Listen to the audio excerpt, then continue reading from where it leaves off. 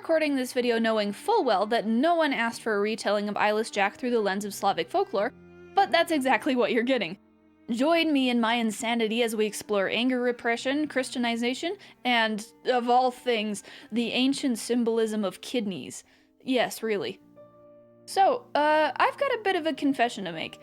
When I read the Eyeless Jack creepypasta for the first time, I never expected to connect to him so deeply.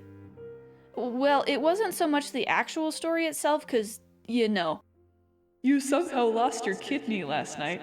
Sorry, Mitch. I was more drawn to the idea of Jack. You see, all the iconic creepypastas share one thing. They're just specific enough and yet just vague enough that anyone can connect to them, identify with them, mold them to their will like roadside tar softened by the sun, write their story through a perspective only they could take. So anyway, I rewrote Eyeless Jack's origin story. Let's talk about the original stories for a sec. Don't worry, I'm not gonna do a play-by-play of like, here's what happened, and then here's what happened, and then here's what happened. It's more commentary than anything. The most basic premise of Eyeless Jack is the classic story of boy meets girl, boy gets sacrificed to a cult by a girl, boy gets his eyes scooped out with a spoon, and becomes a Tumblr sexy man demon with tar dripping out of his eyes. Demon Jack also has a thing for eating kidneys, which is not explained in the slightest. When it comes to the original story, simply titled Eyeless Jack, there's not much to talk about. It's like a 7-minute read, and it's honestly pretty boring until it suddenly goes off the rails. There's this interesting little tidbit about how Mitch, the POV character, is moving in with his brother because his house foreclosed. Now that actually implies an interesting story. What happened there? Why did his house foreclose? Divorce? Recession? Bad financial habits? Illicit cult activity? But it's never explained. Anyway, the funniest part is when his doctor randomly lifts his shirt and he's like, "Hey, did you know you're missing a kidney?" As a matter of fact, no, he did not know. That's kinda all that the original story brings to the table, but the Mishimish version is a lot more interesting. When I talk about the original Eyeless Jack story, I'm usually referring to this one. Eyeless Jack Origins is pretty good at build-up, at least in terms of character development. That's what this story really shines at, taking the time it needs to establish the characters. But the plot progression's slightly boring. The cult stuff only starts really happening in the last quarter of the story. Sure, Jack has just one, Chernobog dream early on, but that's about it. Oh yeah, and the dorms are eerily silent at midnight. Yeah, that's 'cause it's midnight, genius. You should feel lucky people ever shut up in a dorm. Oh yeah, and Jenny somehow knows where he lives. That is genuinely weird. Anyway, the one thing I found interesting about Jack is how studious he is. School is Jack's highest priority, and the story makes that very clear. He has a passion for horror games like Silent House, but he only indulges in his one hobby after he's done with schoolwork. He feels a sense of superiority about that, especially when it comes to his roommate Greg. Greg does not do his homework first. He's a party animal and a player. At least he knows how to avoid cultists, though. That's his one redeeming quality. On its own, that little quirk of Jack's is interesting and feels kinda unique, especially when compared to the other characters. But I gained a deeper interest as I started asking questions. Why is Jack so studious? Is he a good college student naturally? Or does he have something to hide? An image to maintain? Oh, don't worry about Jack, he's a teacher's pet. He's harmless. What dark secrets might lay under his carefully crafted mask? Now, this isn't ever directly stated in the text, but Jack strikes me as the type of guy with repressed anger issues. He spends a lot of time complaining about his roommate and the environment around him. He might even resent Greg to a certain extent. Granted, I probably wouldn't do much better around Greg. He wakes up Jack just so he can brag about seducing a girl under dubious consent. She was drunk and he was more sober than her, if I remember correctly. Then again, he did also try to help out Jack by trying, not very hard, to keep Jack from the cultists. Jack is the idiot in a horror movie that walks towards the ominous hooded figures who chant and light fires in the woods. Jack may be book smart, but he sure ain't street smart like Greg. Or anyone else for that matter. Anyway, this got me thinking, what if this is actually a story about rage? Or in other words, what do you do when the worst part of you wakes up? You know you can't let it run rampant. You probably shouldn't even lend an ear to its slimy whispers of carnage. So, what's left? Do you restrain it, Let it rot in its own sludge? What if that doesn't work? What if it's not enough to keep it at bay, to hold it back? What happens when the worst part of you becomes you? And that's what kickstarted this whole reimagining. If I can get a little edgy and overly honest here, this is actually the kind of thing I ask myself every day. And I'm gonna be honest, y'all are lucky that you're hearing this because this is kind of the thing that no one wants to talk about. I won't get into it much, but let's say that I had an interesting childhood. The person who was supposed to be safest for me wasn't. For most kids, their default state is, blissful happiness or whatever, but growing up, hurt became my default state. And obviously, I still feel a deep, deep sense of injustice about that. I mean, who wouldn't? Now, normally, when that injustice sense starts tingling, it's a good thing. It lets you know that you deserve better. It motivates you, 1, to make things right, and 2, to find better people. Now, I've done the latter, but the former, I can't make things right. There's nothing else to be done about that. There's nowhere for that feeling to go. And so, I've encountered a very strange part of the healing process. The part that no one wants to talk about. When the fear from those experiences finally drains away, a new emotion takes its place. It's not frustration. It's not irritation or stress or even resentment. It's the kind of all-consuming rage that you can never, ever let out around people. Because if you do, bye-bye, there goes all your friends. And you can't even blame them because you know exactly what it's like to be on the receiving end of that anger. To have the blade's edge of rage constantly pointed at you. So when that black dog in your chest snaps its jaws, you chain it to the ground by a dozen red leashes. You pull the muzzle tight until it can barely breathe. Make sure it has nowhere to go. Because it doesn't. Not really. That's why you're angry. You try to walk away, leave that beast to sit and snarl, defensive tail between its legs. But it's always there, always present, always awake and ready. And what did you expect? You were the one who trapped it here. You were the one who decided that it didn't deserve to go free, that it didn't deserve to have a voice. You sly dog, you got me monologuing. Okay, so that was kind of a lot. Rational me's gonna jump in here and say that that whole monologue did not come from a place of full healing. Now, granted, Jack's story doesn't exactly end in a place of full healing either, so kind of fitting, but Basically, the educator in me needs to be able to say something that's not just doom and gloom and a little more positive, I guess. First of all, anger is just an emotion. There are no good or bad emotions, no negative or positive emotions. Part of life is learning how to express all of them, yes, even rage, in a way that's balanced. So, not repressing, but also not going ape and destroying everything, obviously. When emotions keep bringing the same talking points up, especially if distractions like going on a walk or punching a bag or whatever you do doesn't help, that's usually a sign that you haven't properly addressed your feelings. Or in other words, you haven't gotten to the root of that hurt and validated it.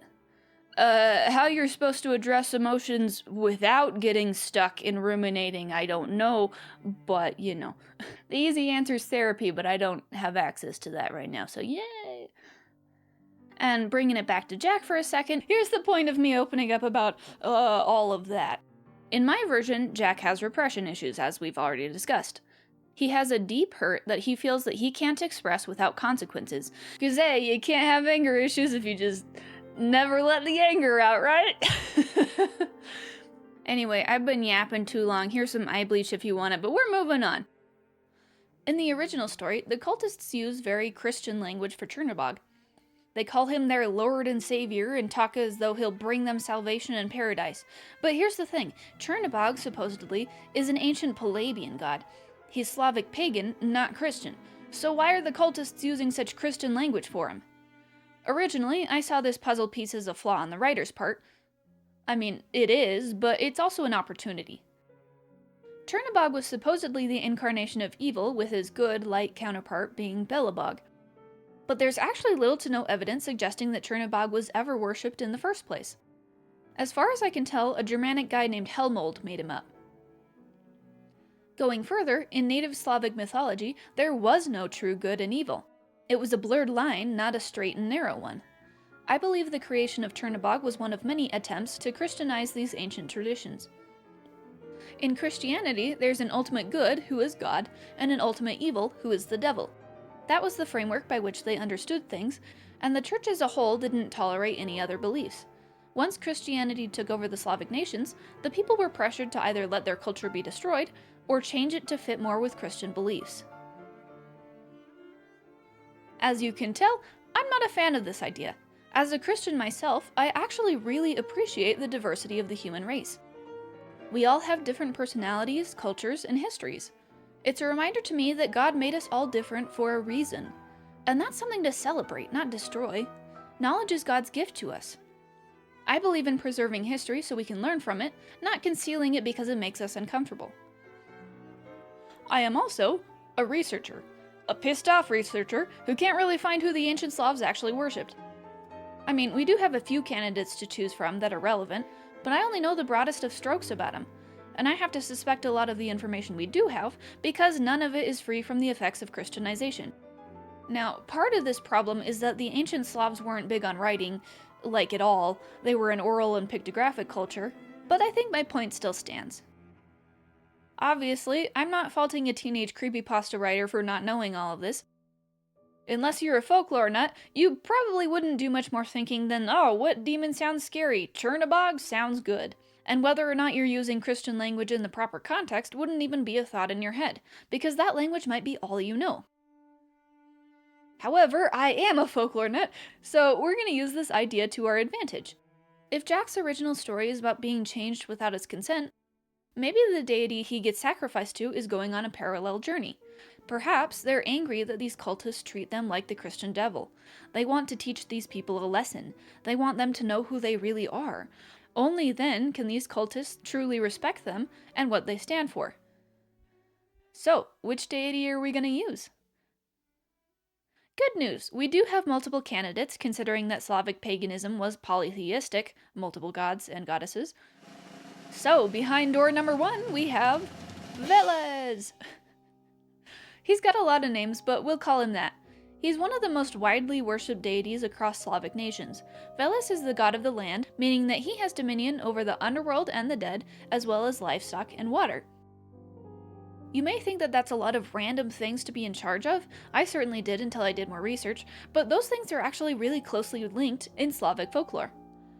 Before Christianity, 2 of the most important aspects of their society were fertility and death.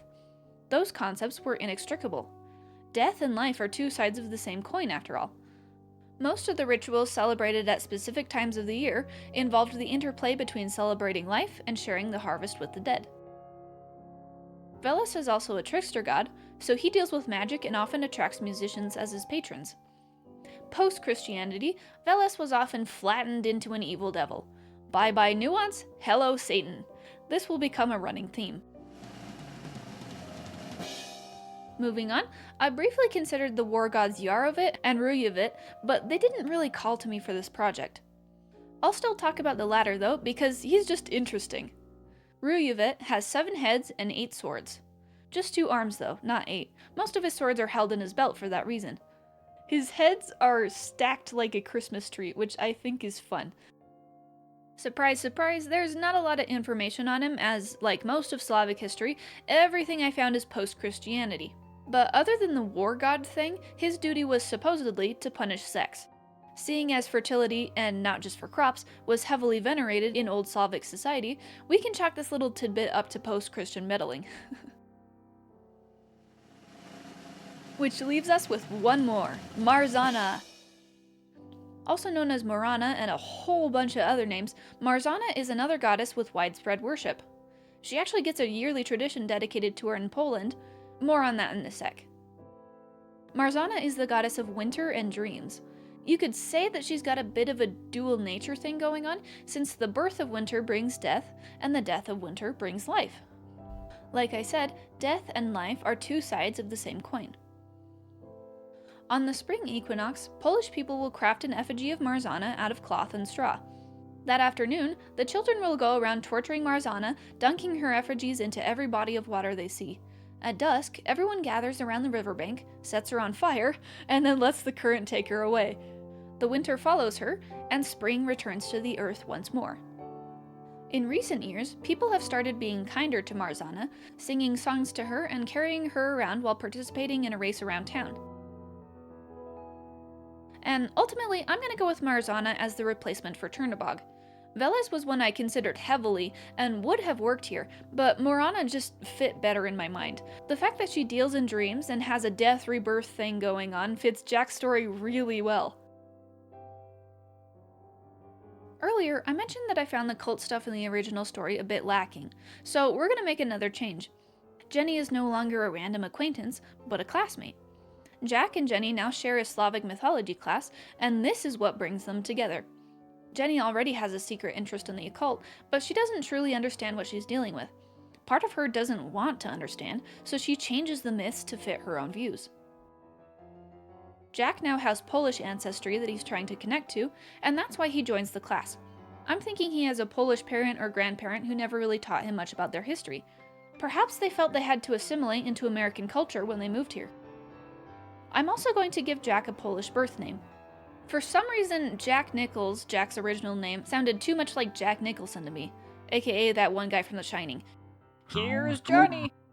I don't know why that bothers me, but for some reason it does. So now his name is Jacek Nikiel, but everyone calls him Jack. Speaking of Jack's name, I swear everyone in this creepypasta has the most basic names ever.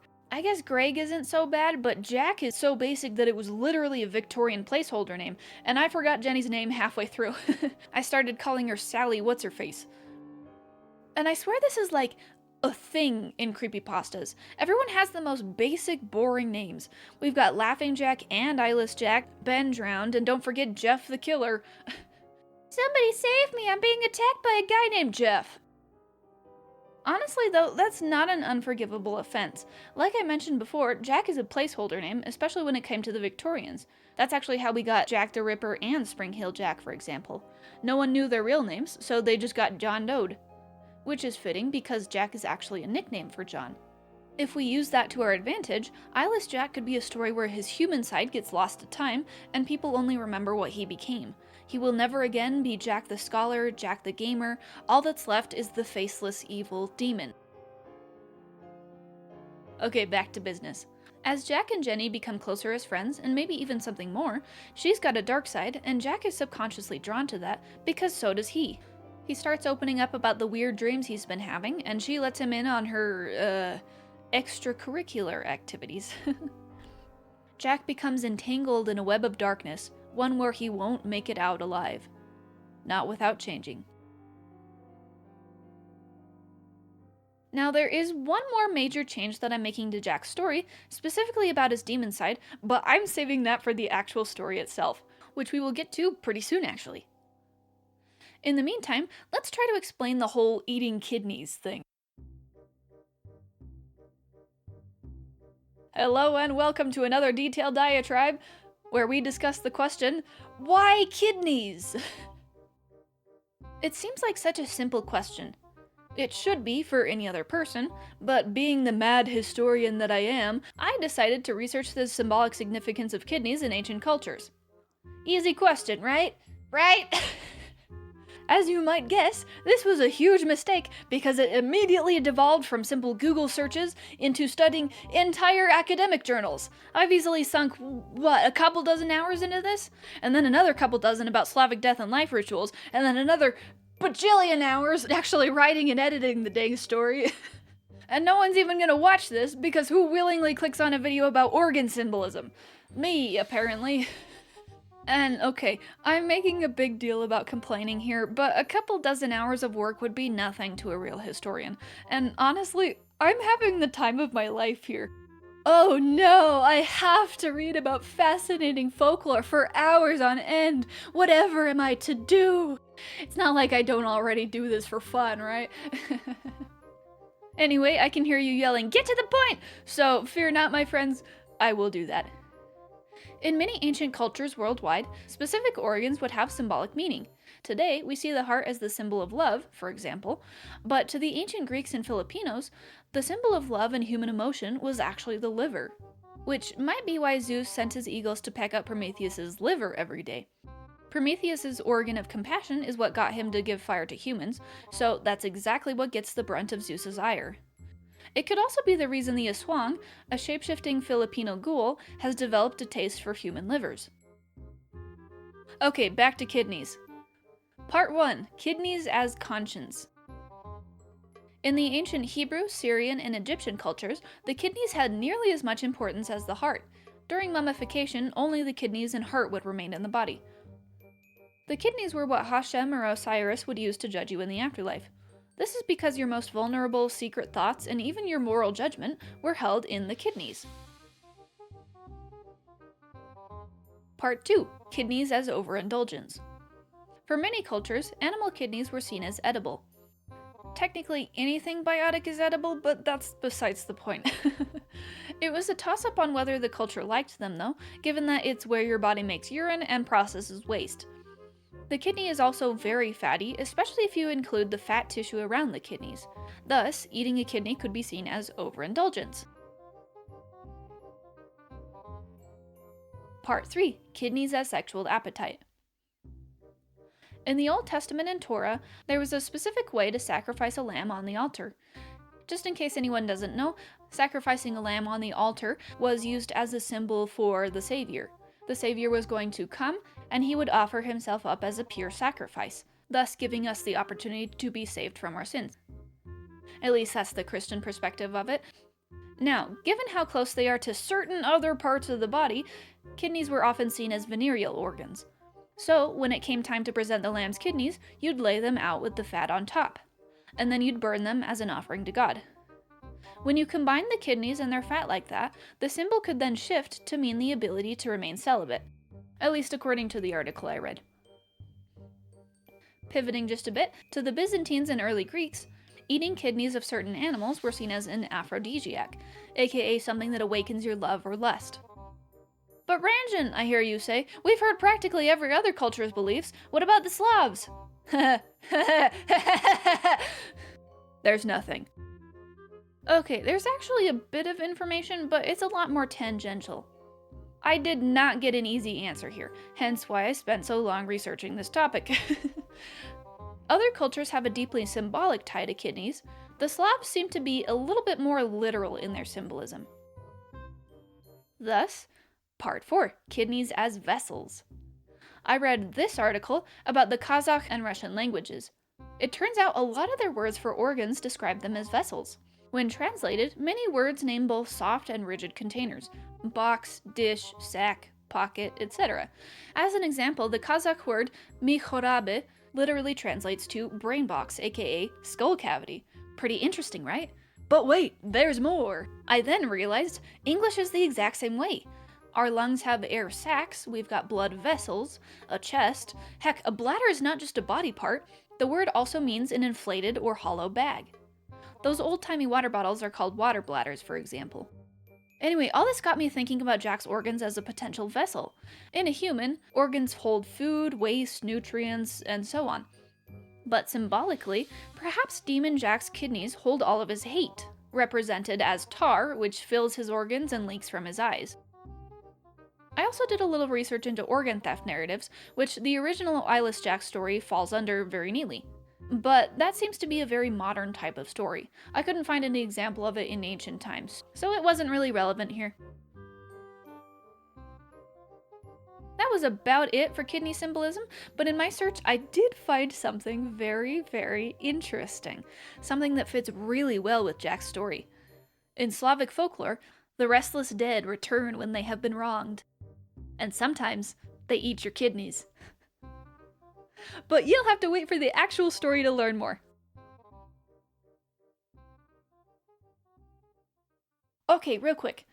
Because it didn't fit anywhere else, I wanted to add one last note before we get to the story. I am not a native Polish speaker, so please pardon any syntax or accent errors that I might be making.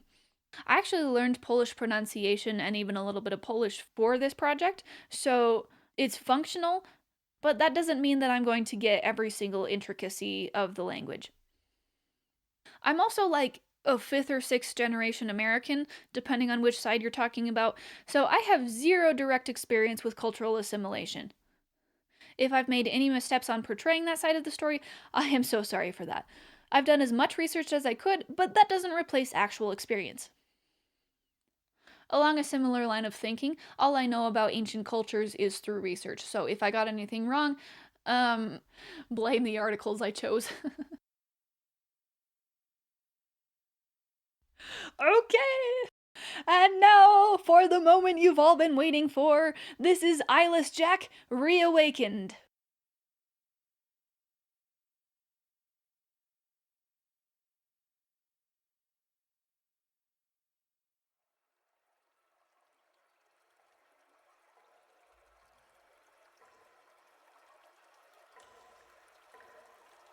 Jacek, wybrałem cię. Będziesz moim szczygonem. He could hardly hear her through his screams. It hurt. It hurt. It hurt. Like magma, tar pooled in his lungs. It flooded his veins, streamed from his mouth, burned his nostrils, melted his eyes. It hurt. It hurt. It hurt. Jack thrashed under his bedsheets. He tore free, tumbling to the floor. Sharp, short breaths split the night air. Lingering tar smell prickled his nose. He coughed harder, nearly retched. It wasn't enough. He needed to get it out, out, out, out, out. The rap of knuckles on heavy wood startled Jack out of his panic. Where was he? Jack took stock of his surroundings. Boring off-white walls, boring tiny desk, boring navy blue bedspread. He was in his room. He was fine. Give me a minute, he warbled. His dorm mate gave a muffled reply. You getting waterboarded or having another nightmare? I'm fine, Greg. Just go back to bed. Nah, I'm coming in. Jack flopped back onto his bed. He wanted to strangle himself with his hoodie cords. Just his luck to have another nightmare. Now Greg had caught him whimpering hysterically. Oh, won't someone save me from the scary black goo? Pathetic. Now Greg was concerned, which was somehow worse than his usual careless attitude. Jack shoved down his frustration as Greg shuffled into the room. Greg's koala slippers squeaked as they brushed against carpet. I'm gonna turn on your lamp, he said. Sure, dude. Jack begrudgingly sat up and made room for him. As Greg made himself comfortable, Jack's gaze wandered. He fiddled with the strings of his hoodie. They'd lost their metal caps long ago, so he picked at the tape wrapping the ends. So, Greg said with a grin, you gonna tell me what freaky dream you had? Jack stared hard at the wall. Come on, it's not like I can't handle a little horror. Well, obviously, genius, I've seen your bathroom. Then lay it on me. A wicked grin crossed his face. Unless it was super embarrassing, 'cause if it was, I bet my dream was stupider. Jack snorted. You wish. Then what's the holdup? Just go back to bed, man, he snapped. Jack took in a breath. He hadn't meant to do that. Greg huffed. Look, man, I get it. His expression turned deadly serious. You know, I had a nightmare too. For once, Jack turned to look at him. What was it about? It was horrible. My granny was in it. She got this look in her eye. Like the witch finally snapped. It was freaky, man. She blew up like a balloon and chased me with a fly swatter. Jack's surprised snort morphed into a snicker. You know, you really had me there for a second. Greg gave a self-satisfied smirk. What can I say? That old bat's a menace.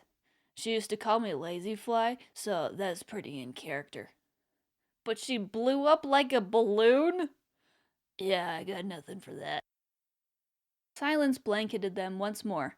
It wasn't as awkward this time, at least. But clearly, 15 seconds of peace was too much for Greg. Well, I'm not gonna get any sleep tonight. The new Silent House DLC just dropped, so... Oh, you are so not gonna play that without me. Greg grinned. Hey, I never said I was. Besides, you're gonna do all the hard stuff for me. Deal.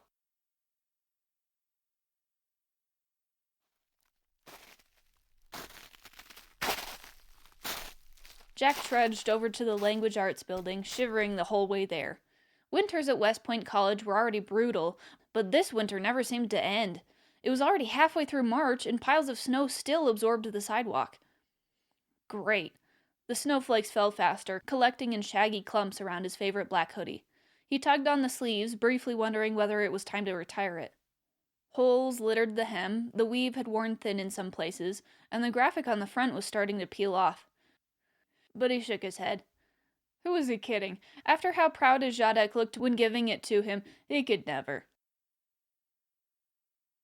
One day, his grandfather had said, I will take you to Poland to see the Marzana festival, when you graduate. Jack had rubbed the thick cotton between his fingers as he studied the hoodie's graphic. On the front, a crowned white eagle splayed its wings wide open. That eagle, Jadek had said, was the symbol of Poland, his home country. Like this eagle, we are proud.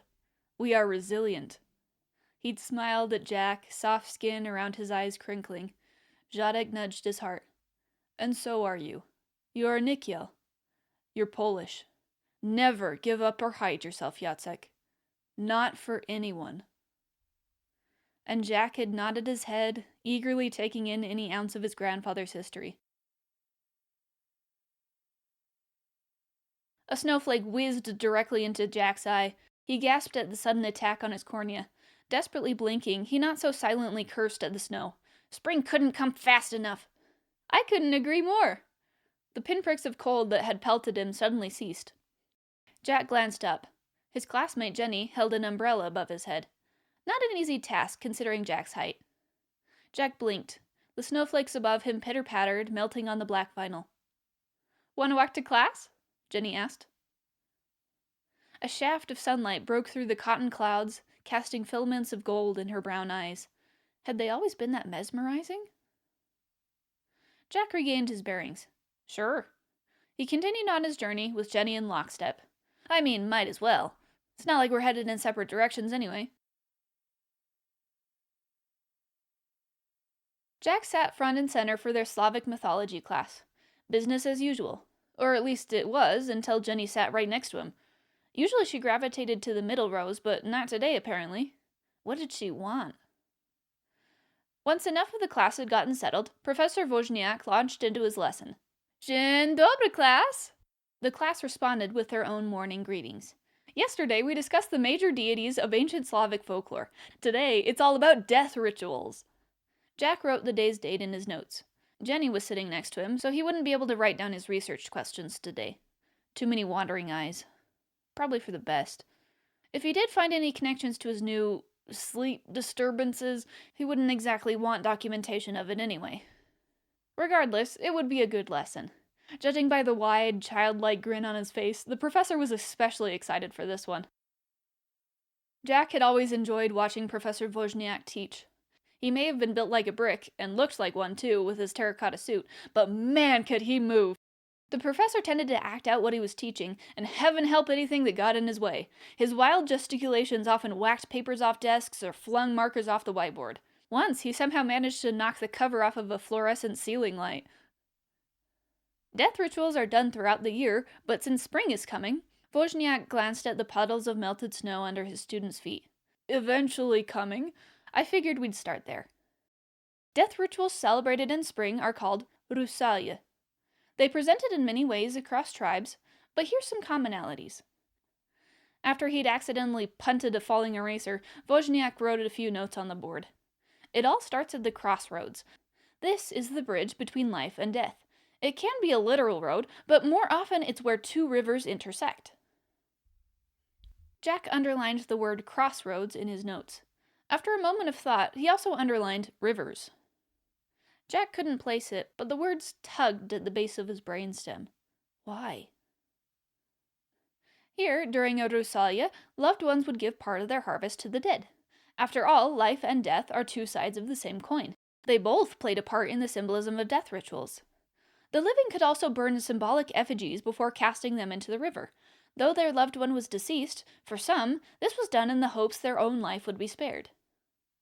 For others, it was simply a way to bring spring back to the earth. Jack raised his hand. Is that anything like the Marzana festival? Wozniak beamed. That's exactly the kind of thing I'm talking about. The Marzana festival can be considered a Rusalia in its own right. As Wozniak continued with the lesson, Jenny poked Jack with her pencil. She pointed to a blank space in her notes where she'd written one question. What's the Marzana festival? Jack scribbled his response. Marzana's the goddess of winter and dreams, so in order to kill winter and bring back spring, people make straw Marzana dolls and dunk them in water. Then they set her on fire and send her floating down the river. He tried to keep the note brief, though he could have included much more. Zsadek had regaled stories of making his own Marzana dolls as a child. He'd gone into great detail, as though they contained his very fondest memories. The festival was the one thing the Christians hadn't taken from us, he'd said. But Jack kept that part to himself. He was already wasting enough valuable class time. Jenny's mouth formed a little O as she read. She wrote back, "Oh, I knew Marzana was evil!" Jack suppressed a frown. Seriously? Now he understood how the professor must feel. He was always gently, correcting students like Jenny or Bobby who seemed to view everything through a simplistic lens. A few days ago, Jenny was convinced animal sacrifice meant someone worshipped Satan or that the god Perun was the savior of the world, as if the entirety of pagan myth could be compressed down into neat little theological boxes. Jack scribbled his reply. She's not evil. Like Wozniak said yesterday, the Slavs didn't believe in pure good and evil. Everything dies, and that's just life. We need dead plants to feed living ones. Is that bad? Oh, Jenny whispered, but she didn't seem convinced. Jack tuned back into the lesson. Many Slavs, like the early Balkans and Czechs, would produce theatrical plays. They often featured masks of loved ones' faces. Could anyone guess why this tradition might have been practiced? Jack thought for a moment. If I were dead, what would I want? He raised his hand. Yes, Jacek? Maybe the dead just want to be acknowledged, you know? Treated like they're still people? Fantastic theory! There were big consequences for not properly addressing the dead. He turned to address the rest of the class. You see, death was not the end for the ancient Slavs. Really, it wasn't much more than a change in form. According to some legends, everyone had two souls. In death, one would fly away peacefully, the other would reanimate the body. Thus, the dead had free reign between the lands of the living and the dead. Perform the death rituals at regular intervals, and the dead would pass safely between the crossroads. The professor became uncharacteristically serious for a moment. But the Christians who took over Slavic territory did not accept the pagan death rituals. When the Rusalia were banned, the Slavic people suddenly had a big problem on their hands. The professor dropped his voice, crooked grin settling on his face. The dead became restless. He thrust his arms forward, shambling like a zombie. They took many forms, but they all sent one message. A wrong needed to be righted. The professor's grin widened impossibly. They went by many names. At the wrong place or time, you may come across a revenant, an upir, a strigon. Cold electricity shot through Jack. Strigon. He'd heard that word before. Będziesz moim strigon. Jack's breath shallowed. The imprint of thick black fluid threatened to suffocate him. Suddenly, the professor's theatricality didn't seem so amusing. Jack closed his eyes. What did it mean? Was a strigon after him of all people? Would he become one? Was he already one? Or was it something else entirely? What was he missing? Crap! Wozniak had shifted into his end-of-class tone. He'd missed the whole discussion on the restless dead. All this time silently panicking, and he hadn't absorbed a single bit of information he needed. Wozniak said something about what they'd be covering next class, though for an instant he paused when he locked eyes with Jack. He must have noticed his stricken, bloodless face, his snapped pencil tip. Then the moment was lost, and Wozniak dismissed the class with his usual upbeat demeanor. Jack took his time organizing his notes. He carefully placed each pen in its designated backpack slot. Jenny had already bounced off, no doubt having moved on to different things. At least Wozniak had listed the readings for today on the board. Perhaps he'd find what he'd missed there. Jacek? Jack looked up, sheepish. The professor stood at his desk. You feeling all right, buddy? Jack quickly considered his options. On the one hand, he could be honest, finally tell someone about his dreams, spill all his fears. Wozniak, of all people, may have some insight. Heck, he was the one person he could trust to pronounce his birth name. Surely he could trust him on this, too? On the other hand, could he really be sure the professor would understand? These weren't his standard stupid dreams. They were ominous, sinister, esoteric. Could the professor just take all that in stride? Could anyone? Jack could already imagine Wozniak shuffling away, placating awkwardly. Sorry you've been dreaming about torture and chanting and mysterious voices. You're totally not destined for the loony bin at all. Totally normal. Don't worry about it. Not to mention, a couple students still lingered in the classroom, for some reason. He'd caught a glimpse of Bobby fiddling with that freaky rusty spoon they always carried around. Yeah, maybe honesty wasn't the best policy right now. Did you eat a bad oyster or something? Wozniak babbled. I tried one last year for the first time and puked all over. No, Jack laughed weakly. It's not that. The professor fell silent, ever supportive in his gaze. He was clearly giving him space to speak. But Jack didn't take it. Jack simply thanked him for the lesson, rising on still shaky legs. And then he left, taking all of his unease and unknowns with him.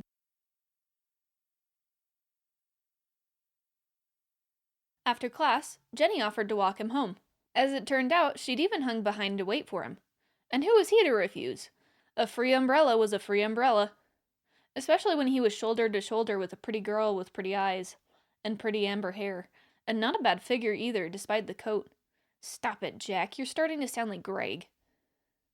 As they shuffled through the still-growing snow piles, Jenny spoke up. I've been wondering, she said, how come Professor Wozniak calls you Jacek? Jack chuckled. That's 'cause it's my real name, Jacek Nykiel. It's Polish.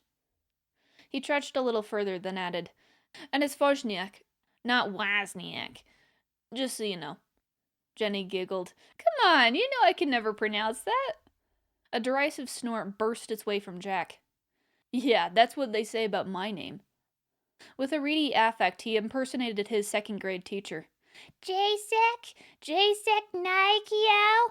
Didn't matter how many times I'd tell him, it's Jacek Nykiel. They'd give him up to the first try. I mean, come on, I learned how to pronounce it. Why couldn't they? Jack punted a rock, sending it clattering down the frozen walkway. So I started going by my nickname, Jack. Easier for people. Oh, Jenny said awkwardly.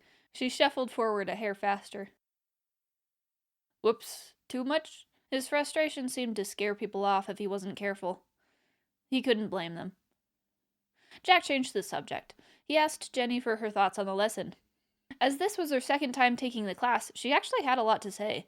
Jenny rambled about the kind of death masks she would sculpt for Rusalia and asked Jack more about the Marzana festival.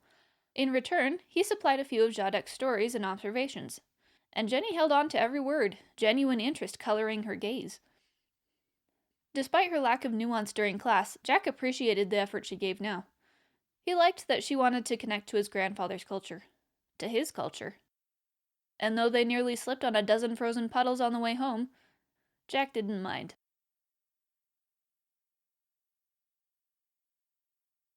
Well, this is me, Jack said. They'd finally made it to the slate-gray dorm building. The never-ending snowfall clung to the bricks, tinting it an eerily pallid shade. Nonsense, Jenny replied. I'll walk you inside. Sure. Deep inside, some part of him stilled, but he pushed onward, opening the front door for Jenny. They tromped through the halls, chatting idly. Somehow, Jenny knew to lead him up to the 4th floor, the third door on the right. 4713. All right, I'll let you go now. She bounced slightly on her toes. Thanks for talking with me. Jack scratched his neck. Sure. Jenny turned to bound away. Jenny? Yes? She turned, smiling pleasantly. How'd you know my dorm room? She paused a millisecond too long. Oh, that? Silly me, I forgot to mention. Your dorm mate told me. She giggled. He's such a flirt. Jack snorted. Yep, that sounds about right. He waved goodbye and stepped inside.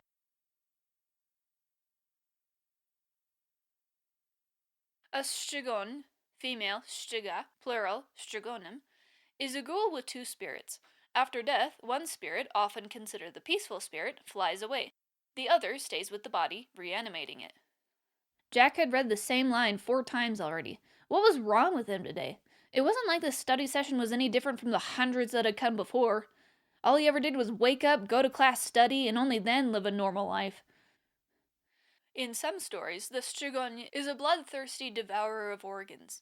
In others, they return to their familial duties as if their deaths never occurred. And in yet others, they warn the living of justices not served, wrongs not righted. Then again, he'd only gotten, 4 hours of sleep last night? If even that? The restless nights must be getting to him. Ugh, get back to reading, dummy. Reading always helps. Reading always works. The Strigon legend may have been one of several attempts to resist Christianization in Slavic culture. Strigonen themselves opposed Christianity, with their propensity to bite church candles and dress as women, attempting to lure priests away. Neither a cross nor holy prayers could stop this restless dead. That got a chuckle out of Jack. Of all the ways to protect a pagan culture, biting candles and seducing priests was not what Jack would have thought to do. Before Christianization, it was common Slavic practice to burn their dead. This ensured they would not come through the crossroads in destructive ways. But after Christian missionaries banned cremation and most pagan rituals, reports of the restless dead surged. Thus, cremation was once again instituted. So a Strigon was a morally unstable ghoul who either minded their business, sucked out people's life force, or attempted to dismantle the effects of cultural assimilation. But one question still pressed itself into the folds of his brain. What did that have to do with his dreams? Będziesz moim Strigon. The only other word he recognized from his Polish studies was moim, my Strigon. What the crap did that mean? Maybe something undead hunting him wasn't out of the realm of possibility? Or was it more of a symbolic thing? What wrong had not been righted? It sounded like a ridiculous question. But immediately, a little thought wormed its way up his brainstem. Why ask that question? You already know. He shoved the thought aside. It crawled up again, with legs this time. You're just too different. Everyone knows it. You've seen the way they look at you. You're too much for them. And no matter what you do, it will never be enough. Jack slammed his textbook shut. The clap of paper echoed through his tiny room. Too many thoughts for one day. Too many thoughts.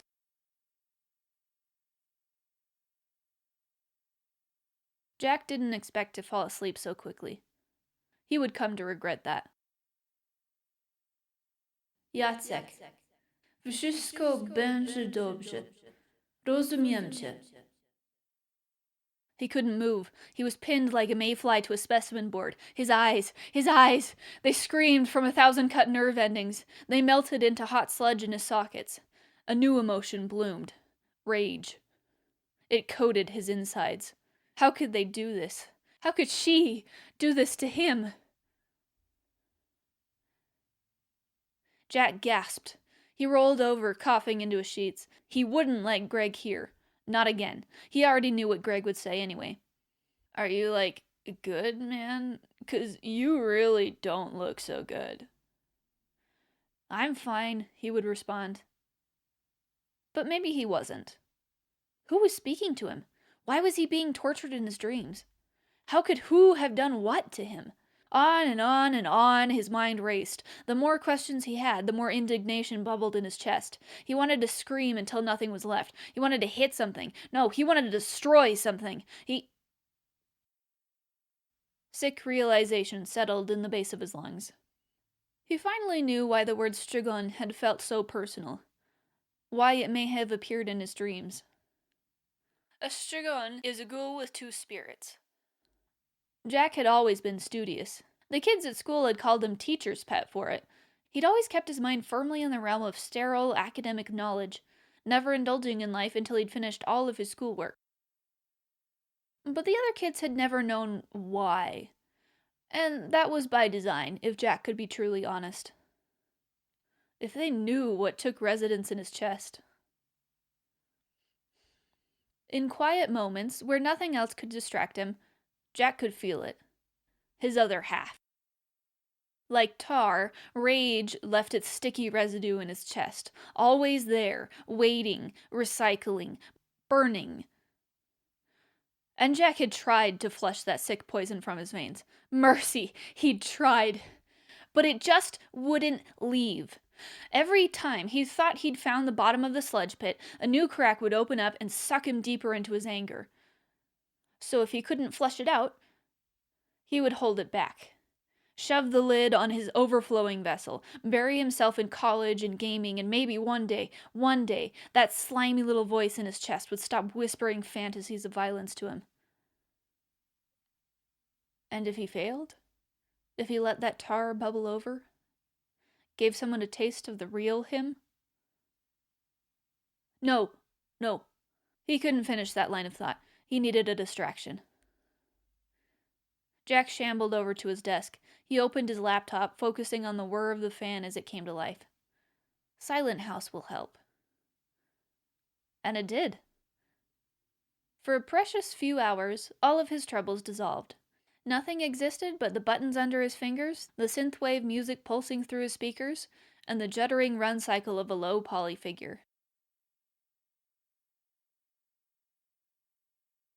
Whoa, someone had a bad night.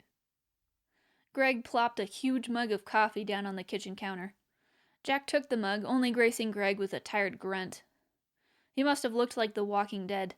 Or maybe the Restless Dead, considering what he'd read last night. Need me to be your chaperone today? Jack raised an eyebrow. Greg smirked. What? Can't have you passing out in the middle of the street. I still need you for math tutoring. Jack rolled his eyes. Though he'd tried to contain it, a smirk snuck onto his face. Actually, I think I'm all covered on the chaperone front. Greg's ever-present grin took on an impish quality. Let me guess. It's a girl? After Jack hid a shy grin, he said, Definitely girl, then. Who? Oh, I walked home with Jenny yesterday. Jenny Smith? Yeah. Oh, how'd that go?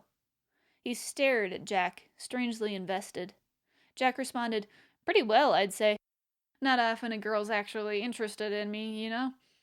His mind drifted back to the end of their time together. She even remembered where I live.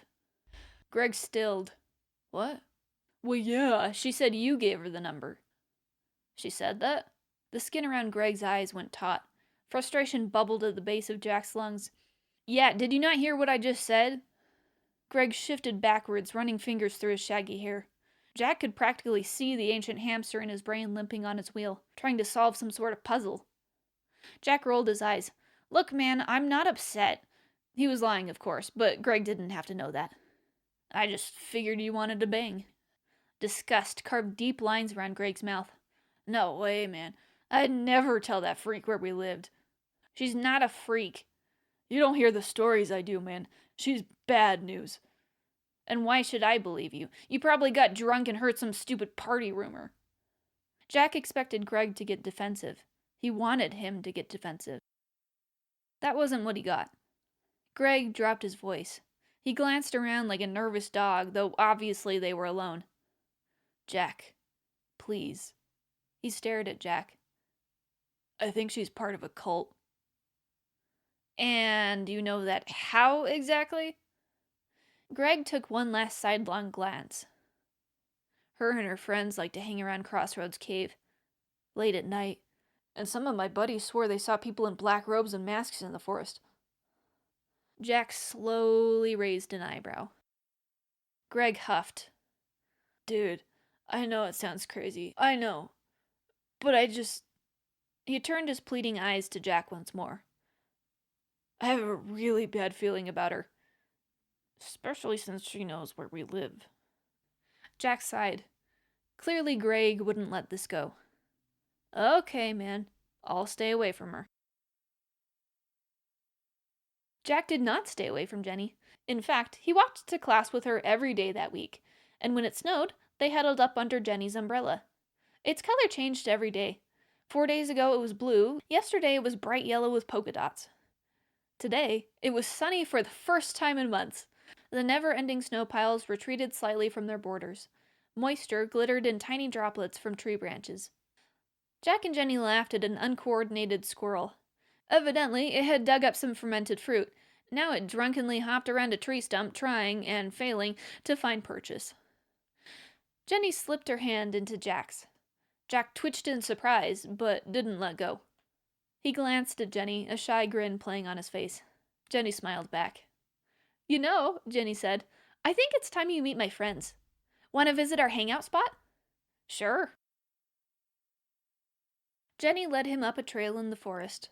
Jack basked in the light that fluttered through spruce branches. Rich soil and pine needles crunched softly under their feet. When they reached a signpost, Jenny stopped. We're here! Sure enough, the sign read, Crossroads Cave. Huh. Perhaps Greg had been right about one thing. Just one. No big deal, though. Enjoying the outdoors wasn't typically a sign that one was in a cult. Let me show you around. Jenny led him to the mouth of the cave. Whoa. Jack could see why they'd chosen this place. It had its own sort of mysterious charm to it. Stalactites seemed to melt from the ceiling in bumpy spikes. Water dripped continuously from their pale shafts to amber tips. As they fell, the droplets caught the light in brilliant syncopated flashes. The booming rush of water echoed off dark stone walls. Pretty cool, right? Jenny asked. Jack had almost forgotten she was here. Yeah. Jenny nudged him forward, and they walked further inside. They passed through a tunnel until the cave opened up again. Though it didn't appear much different from the entrance, a tangible power flowed through this area. Just ahead, two rivers intersected. Their currents mingled with each other, forming little whirlpools at the junction. Every so often, a pebble or crayfish shell would pass by and get tossed around in the eddies. Now I see how this place got its name, Jack said. The rivers form a crossroads? Jenny grinned. Yeah, that's why we chose this spot, actually. Sunlight blinded Jack when they exited the cave. 3 figures sat at a painted park bench. Hey, guys! Jenny called out to her friends, skipping over. This is my friend Jack. No one spoke. In fact, no one nodded, waved, or even gestured at him. They just stared, eyes slightly squinted. Unperturbed, Jenny continued. This is Mitch, she gestured at a stocky guy with buzzed hair, and Sarah, a blonde with wickedly long pink fingernails, and here's Bobby. She nodded at the third person. They kicked a book with a pentacle on the cover out of view. Sarah popped her gum. Mitch's eyebrows pursed, like he wanted to say something, but didn't know if he could. Bobby fiddled with the dog collar adorning their neck. Wow, guys! Great first impression! Was that a hint of actual frustration in her voice? You better get used to him, 'cause I have a good feeling we'll be seeing him more often. Sarah sighed. Hey, Jack, she said without emotion. Nice to meet you. Thanks, Jack replied in kind. And so the gathering continued. Sarah read everyone's tarot cards. Jack pretended to know what that was. They drank age-appropriate drinks from Mitch's stash. Bobby started trying to suggest something with a creepy grin before getting kicked by Jenny. And they chatted aimlessly as they all pretended they liked each other.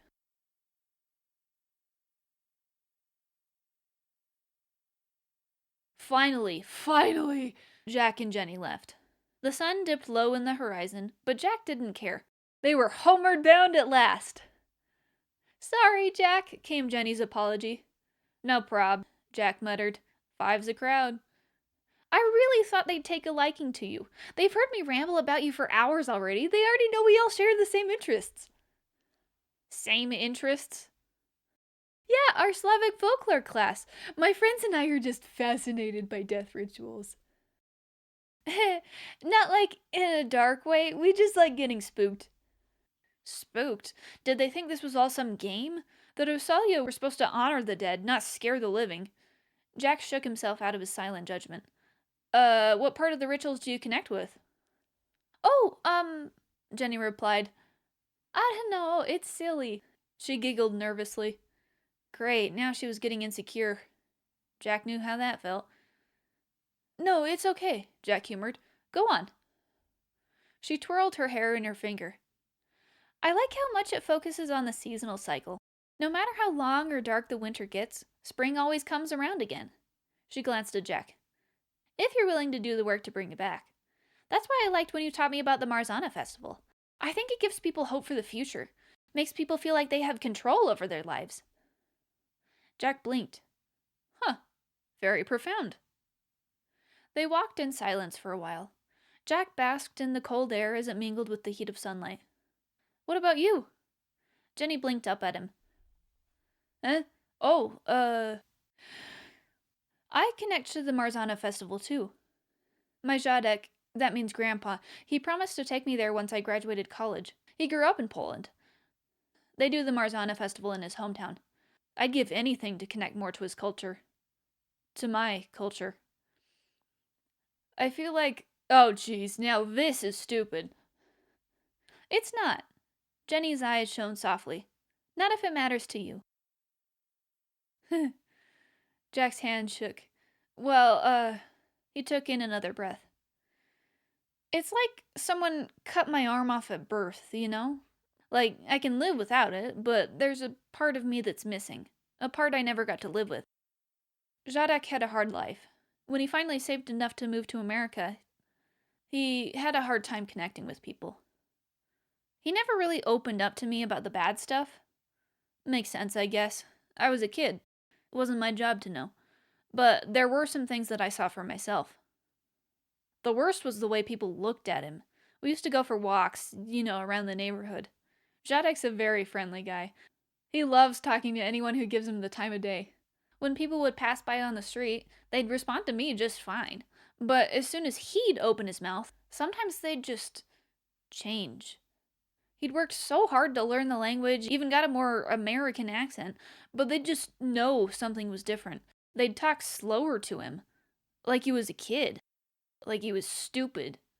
I don't even think they knew what they were doing, but I heard it. But they never seemed to see how hard he worked, how kind and witty he was, how resilient he was. I wanted to be like him growing up. I still do. And when they look at him like that, sometimes I just wanted to go up to those idiots and... Jack stopped himself. He forced in a long, slow breath. I'm sorry, it's just... Tell me more. As she leaned closer, compassion flooded Jenny's gaze. Okay.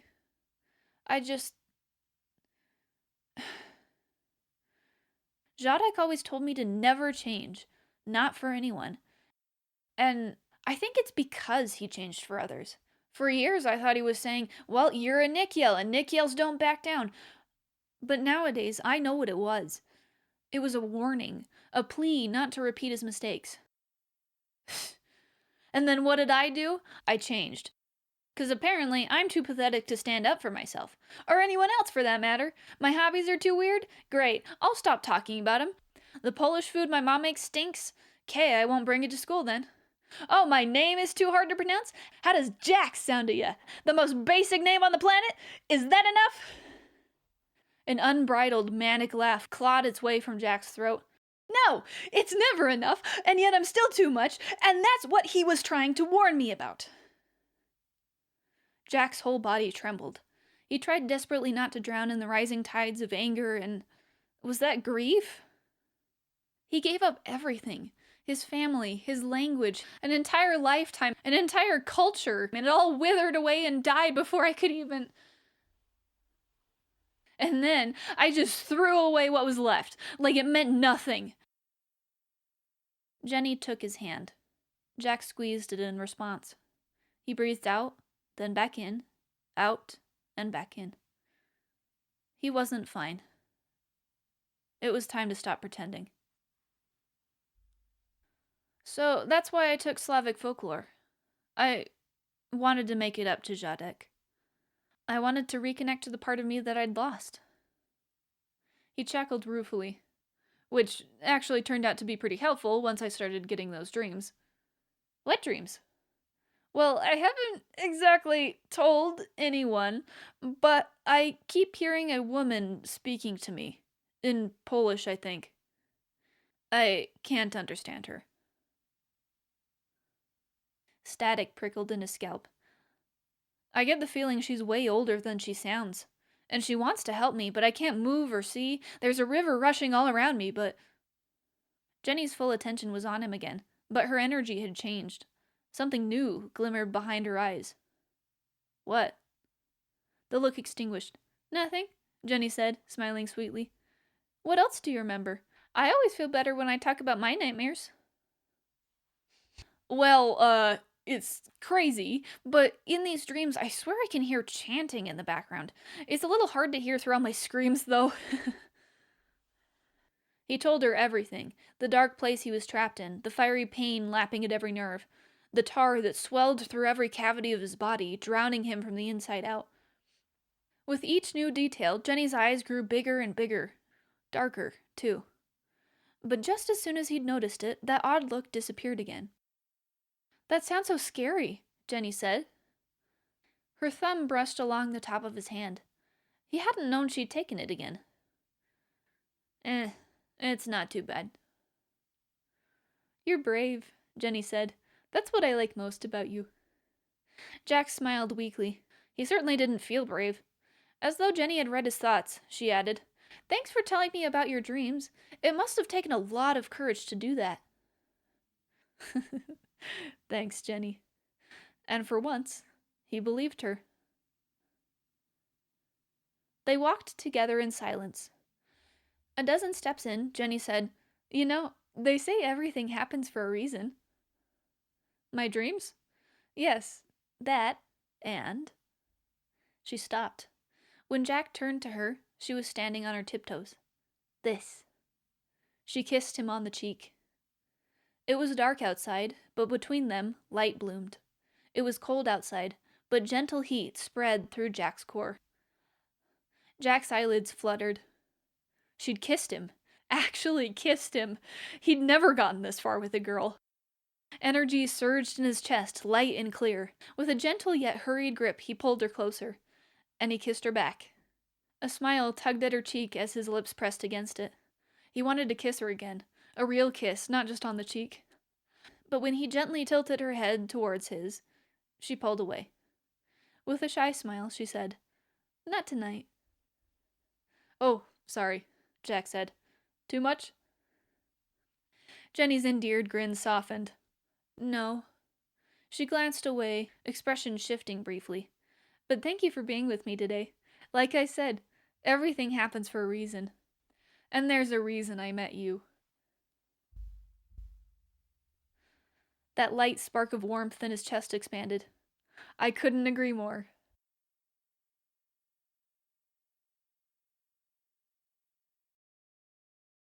Jacek. Moje wybrany. Już czas. For once, Jack didn't wake because of a nightmare.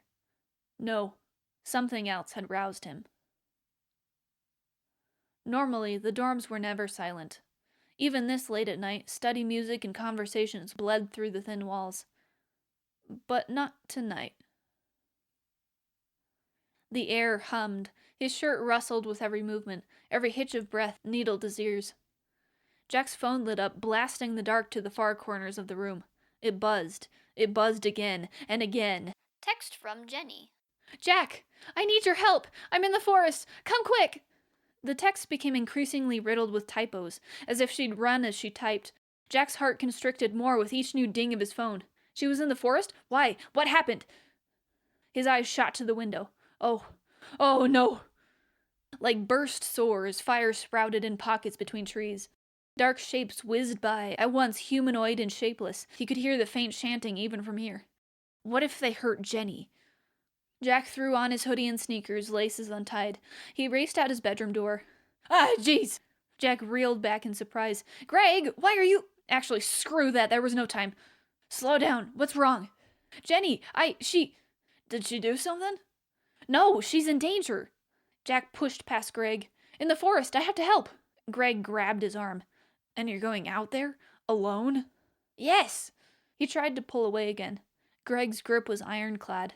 Jack. Greg's dead serious voice forced him to stop. Listen to me. Listen. You are not going out there alone. Jack's eyebrow twitched. Are you coming with me? Greg glanced to the side. I'll take that as a no. Call the cops, man. That's how you can help. If you don't, I will. Jack scoffed. They won't get there on time. They won't help. Think, Jack. In a horror movie, the first idiot who runs into danger always gets killed. You know this. This isn't a horror movie, this is real life, and Jack pulled away. I don't have time for this. Wait, are you crazy? Jack could still hear him as he raced down the hall. That's it, I'm gonna...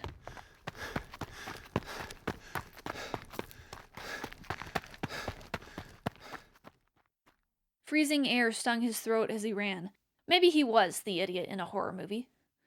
But he'd be even more of an idiot if he let someone die. Treetops stabbed black spires into the night. Roots slick with frost threatened to trip him, yet still he ran, tracking receding torch flames. Up the trail, through the trees, past the signpost. Closer, closer. 3 hooded figures tore through the woods, black cloaks billowing in the wind. He could see their faces now. Faces? No, masks. Blue, grotesque, inhuman. Pine needles cracked behind him. He whipped around, ready to tear the limbs off of anyone who'd... Wait! A woman's voice, and attached to it, an amber-haired girl with soft brown eyes. Jenny, you're all right. You're all right? Jenny grinned sheepishly. Yeah. She rubbed the sleeve of her robe. Her robe. Jack stepped back. In one of her slender hands, a blue clay mask. No. In the other, a jagged rock. No, no, no. I'm sorry, Jenny whispered. She had the gall to look guilty. No, no, no, no, no, no. He stepped back. Shaking feet never found solid ground. He tripped. The roots had kept their promise after all. He fell, skull connected with sharp ground. A light flashed in the back of his head. The light went out. So did he.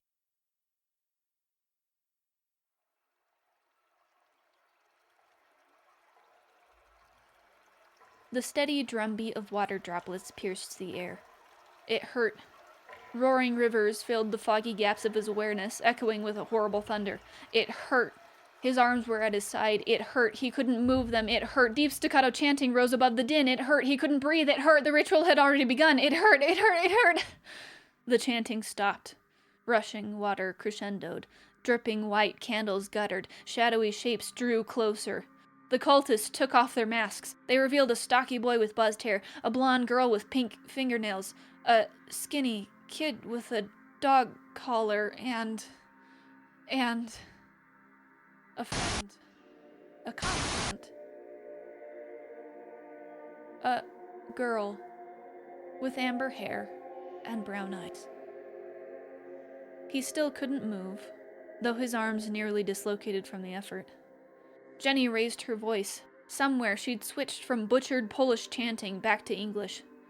Don't cry, Jack. You have been chosen for a glorious purpose. With your body as consecration, you will bring spring back to the earth. It wasn't fair. It wasn't fair. All he'd ever wanted was a normal life, a college degree, a comfortable job, a person who would share his life with him, a family, past and future. But now, he'd never live to see it happen. I'm sorry, Shadek, Jack thought through hitching breath. Looks like you can't take me to the Marzana festival after all. The festival has come to me. May the gods accept this offering, our effigy of Marzana. We sacrifice the evil witch in a trial by water. Exalt our sacrifice, be our savior, so that we may be endowed with spring. They had no idea what they were getting into, what they were putting him through. How could they do this to him? How could she do this to him? Anger slashed its way through the despair. No, rage. It bubbled, it boiled, it suffocated him. They could never understand him, and no one ever would. He was just an object, a plaything. He would die alone, unknown, unseen, unheard. No, he would not. He would make them pay. Bobby dug something metallic from their robe. They wielded it with such carelessness, such glee. Jack didn't see it coming until it breached his eyelids. The crushing pulse of concussion had hurt before, but the squelch of his eyeballs as they succumbed to the rusty spoon was agony. The bite of metal tore through every nerve ending, scraped every socket. But he would not scream for them. He would not scream. He would. "Someone help me!" he screamed. "Where are you?" Nothing else mattered. Not the betrayal, not the debasement. All was hopelessness, and all was terror, and all was pain. He didn't notice the cultists had started chanting again. He didn't notice the knife that entered his side, carving through his organs. He didn't notice the blood as it fled his body. He didn't notice anything at all. The chanting bled away as though drowned in water. The sharp pain dulled and ebbed away. So, this is it. He couldn't hold on any longer. "I'm sorry, Shadek. You told me not to change for anyone. To never give up. But I failed. All my life I was ashamed of being different. So I changed. I changed. And I changed. I changed for everyone but myself. And now, I can't even fix it. I'm out of time. I failed you. I'm sorry. I'm sorry."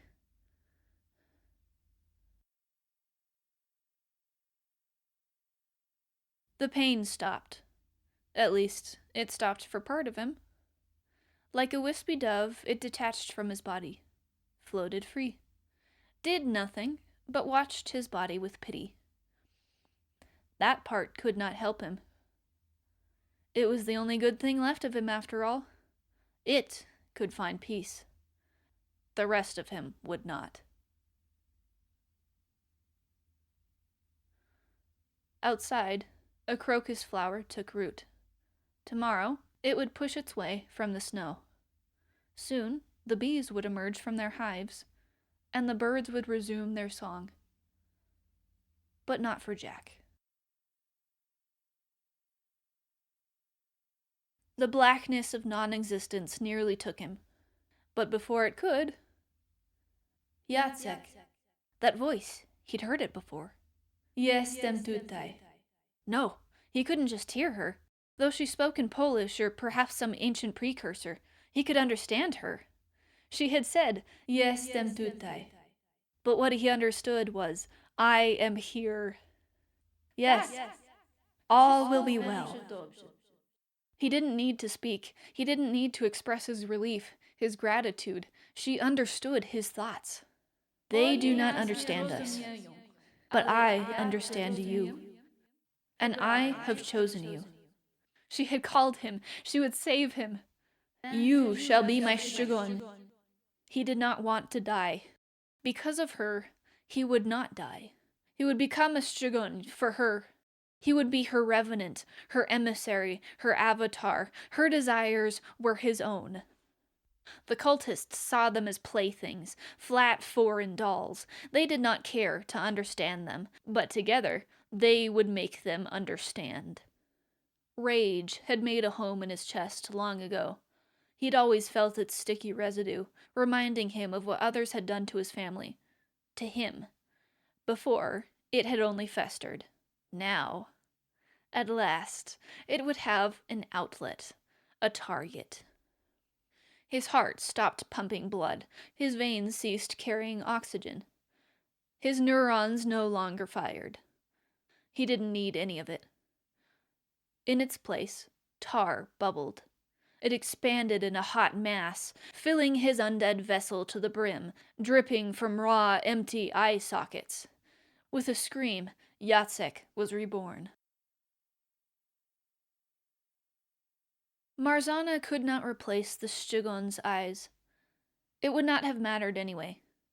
It could smell its prey. 4 voices cried out in horror as the revenant before them broke free. 4 voices sobbed as its black limbs twisted in inhuman directions. 4 voices prayed to a god who would not hear them take their last breath. Jacek. With no neck to keep it in place, a dog collar lay in tatters on the ground. Fake fingernails scattered the cave floor. The Shogun could not see their color, but they'd been stained red.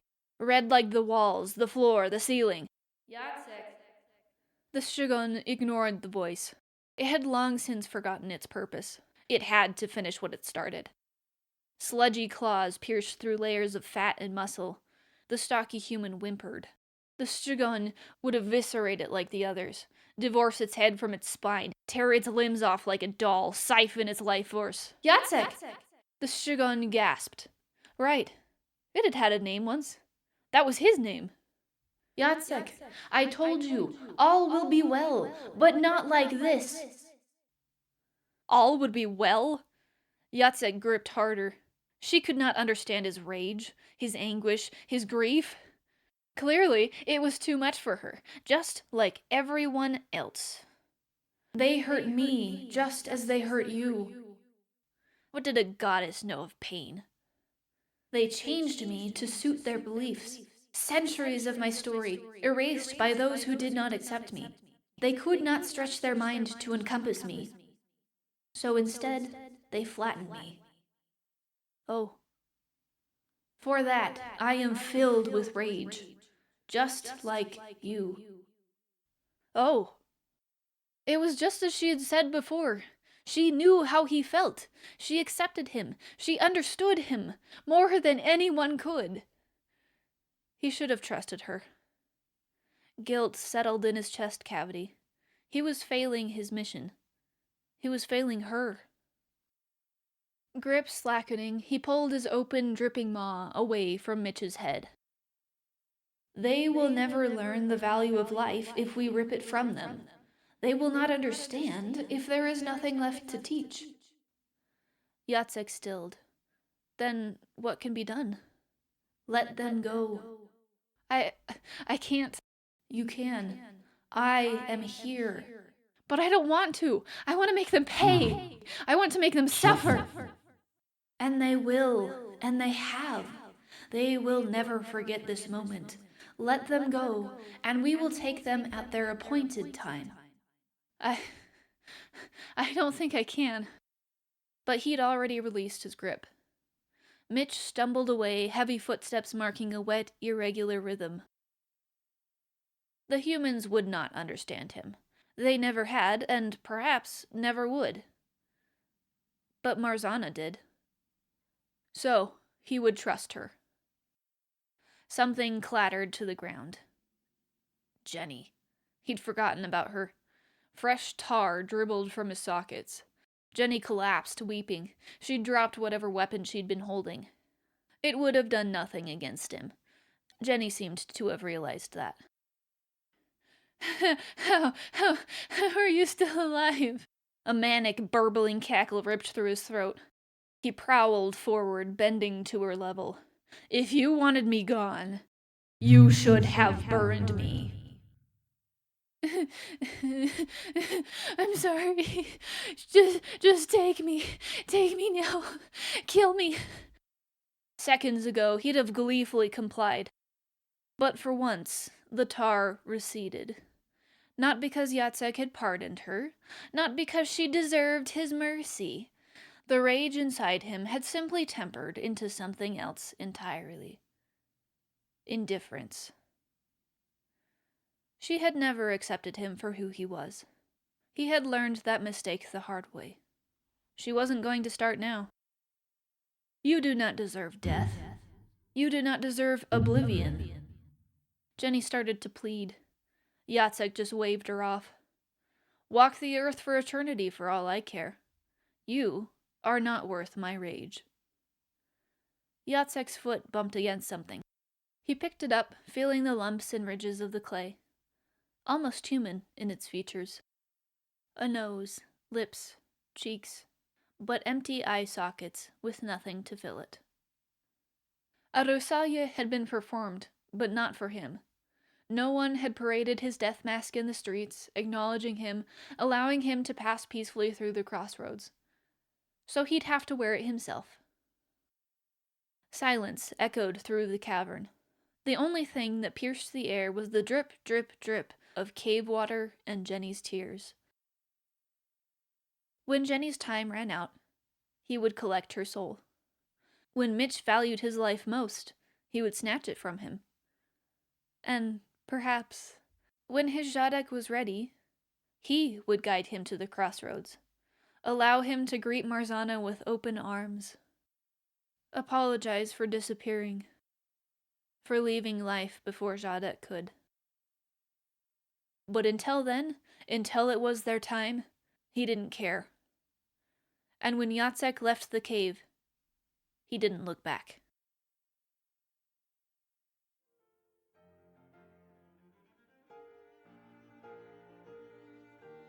And there you have it, folks. That was Eyeless Jack Reawakened. I hope you guys enjoyed this wild ride as much as I have. This was a labor of love, like months long. Folklore is one of my special interests, and evidently Slavic folklore is no exception. I was absolutely giddy to find that a lot of my research was directly relevant to Jack's origins.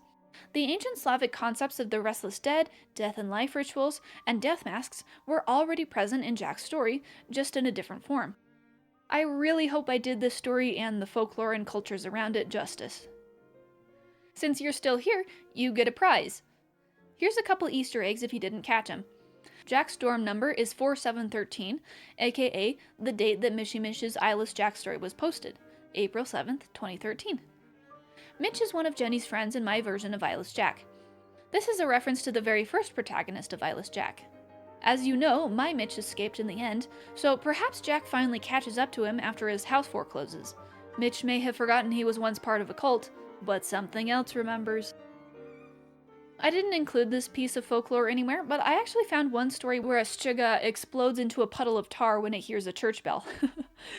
I had originally written this story thinking that there would be no folkloric link between Jack's tar thing and the Restless Dead, but apparently there was! Anyway, thanks for sticking around this long. Remember to give the subscribe button a nice little pat on the head, cause it deserves it and it's lonely.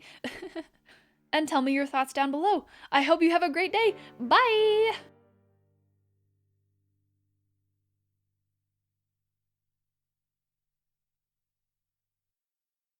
No one asked for a retelling of Eyeless Jack through the lens of Slavic folklore every time. You sly dog, you got me, man. That was even worse.